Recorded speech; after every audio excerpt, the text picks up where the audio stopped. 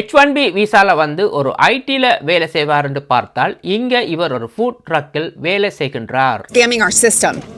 You should apologize to me for scamming my system. That's what you should apologize for. அமெரிக்க மக்களுக்கே இங்க வேலை இல்லை. ஆனால் ஸ்பான்சரில் வந்த மனைவிமாரின் வைரலாகும் வீடியோ. டெக்சஸ்ல இருக்கிற ஒரு காஸ்கோல ஷாப்பிங் செய்யறது 98% இந்தியர்கள். இவர்களை H1B ஸ்கேமர்ஸ் என்று தான் அழைக்கிறாங்க. பூஜை என்ற பெயரில் அமெரிக்காவில் இருக்கிற லேக்ஸ்ல வந்து குப்பையை கொட்டுறாங்க. ஒரு சலூன்ல 19 பேர் வெயிட்டிங் லிஸ்ட்ல இருக்கிறாங்க. அதுல 17 பேர் இந்தியர்கள். மீதி இருக்கும் 2 பேர் அமெரிக்கன் சிட்டிசன்ஸ்.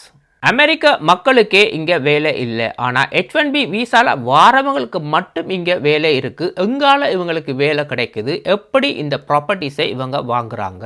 ஒரு ரெசிடென்ஷியல் ஏரியால 72 அடி உயரத்துல மங்கி கோட்டுக்கு ஒரு டெம்பிள் கட்டியிருக்கிறாங்க. ஆனா உள்ள போய் பார்த்தா ஜாப் விசா கிடைக்கணும் என்று சொல்லி ஒரு ஸ்பெஷல் பூஜையே நடக்கின்றது.